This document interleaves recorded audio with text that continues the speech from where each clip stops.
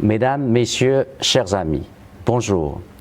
À l'occasion du 73e anniversaire de la fondation de la République populaire de Chine, il m'est agréable de célébrer cette grande fête avec vous tous. Au cours des 73 dernières années, le Parti communiste chinois a fédéré autour de lui le peuple chinois qui a travaillé dur pour construire une société prospère à tous les égards. Le peuple chinois entame aujourd'hui une nouvelle marche pour l'édification intégrale d'un pays socialiste moderne. Depuis le 18e congrès national du Parti communiste chinois en 2012, le socialisme à la chinoise est entré dans une nouvelle ère.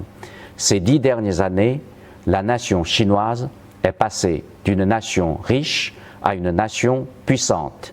Elle a continué de suivre la voie du progrès en favorisant à la fois la production, le bien-être de la population et la préservation des écosystèmes. Le 20e congrès national du Parti communiste chinois aura lieu le mois prochain. Il s'agit d'un événement majeur dans la vie politique de la Chine et du Parti communiste chinois. Le congrès élaborera un programme d'action et fixera les principes directeurs de développement du parti et du pays à l'avenir. Il offrira plus d'opportunités pour le développement de la communauté internationale.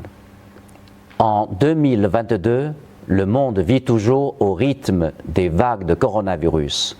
La Chine a coordonné efficacement le travail de prévention et de contrôle de l'épidémie tout en œuvrant avec d'autres pays pour réduire l'écart d'immunisation contre la Covid-19 et donner une nouvelle impulsion à la reprise de l'économie mondiale. La Chine a fourni plus de 2,2 milliards de doses de vaccins à plus de 120 pays et organisations internationales. Elle a aussi lancé des usines de production conjointe et a assuré le transfert des technologies de fabrication du vaccin dans plus de 20 pays. Cet effort s'est traduit par une capacité de fabrication annuelle de plus d'1 milliard de doses de vaccins à l'étranger. La Chine met pleinement en œuvre l'initiative de suspension du service de la dette du G20 pour les pays les plus pauvres et a jusqu'à présent reporté le remboursement de la dette avec un montant de report le plus élevé parmi les membres du G20. Tout en œuvrant à stabiliser sa propre croissance économique, la Chine s'efforce également à stabiliser l'économie mondiale en adoptant une attitude responsable et en apportant des actions pragmatiques. Pendant 9 ans consécutifs, la Chine a contribué à hauteur de plus de 30% à la croissance économique mondiale, se classant au premier rang mondial. En 2022, la paix et le développement dans le monde sont confrontés à des risques croissants. La Chine se tient toujours en faveur du véritable multilatéralisme. Elle propose de mettre en œuvre l'initiative pour le développement mondial, l'initiative pour la sécurité mondiale et la construction conjointe de haute qualité de l'initiative La route et la ceinture.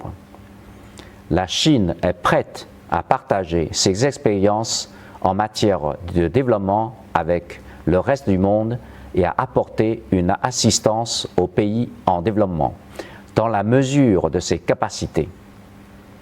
En tant que membre permanent du Conseil de sécurité de l'ONU, la Chine encourage, aux côtés d'autres membres du Conseil, le dialogue et la réconciliation. Elle œuvre à créer les conditions favorables au règlement politique de la situation dans les points chauds, à régler les situations d'urgence en temps opportun, à assurer pleinement sa contribution en matière de maintien de la paix et de la sécurité mondiale. Elle est toujours prête à répondre aux attentes de la communauté internationale, une position hautement appréciée par toutes les parties.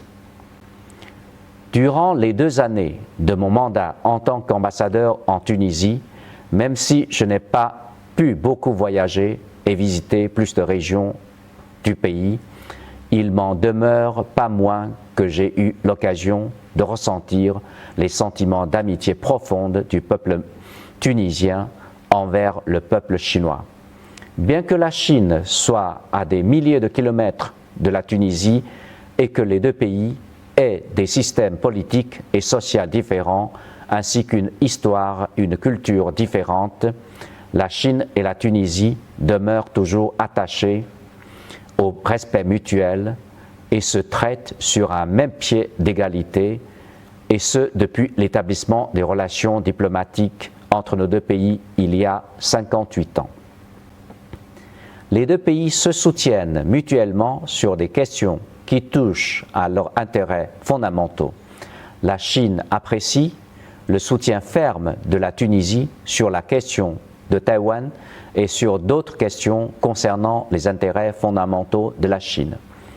Nous soutenons également fermement les efforts de la Tunisie pour sauvegarder la souveraineté nationale et réaliser le développement économique et social du pays.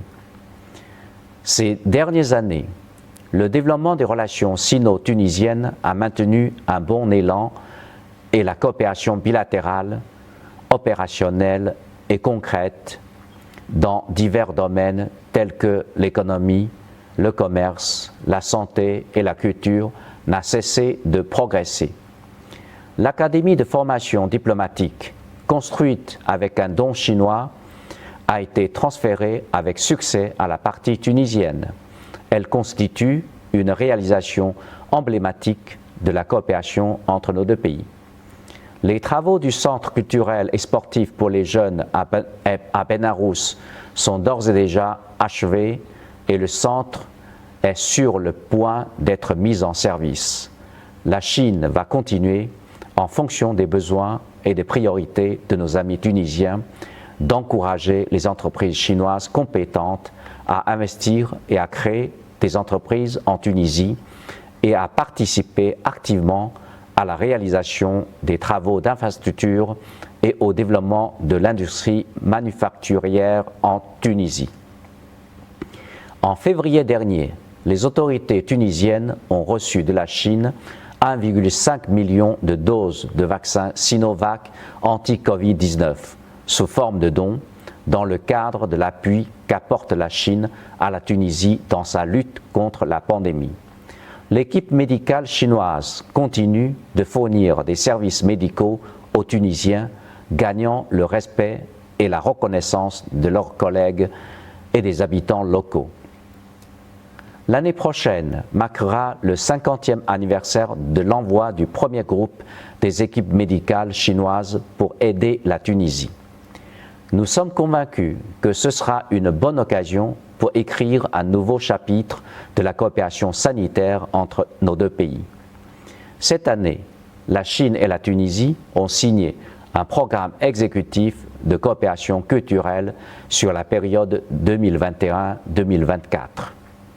La Chine continuera de fournir l'assistance nécessaire aux étudiants tunisiens qui souhaitent reprendre les cours en Chine et améliorer les échanges culturels et les liens interpersonnels. Tous mes meilleurs vœux de réussite et de prospérité pour la Chine et la Tunisie, et ainsi mes meilleurs vœux de santé, bonheur et progrès au peuple chinois et tunisien. Vive l'amitié sino-tunisienne. Merci.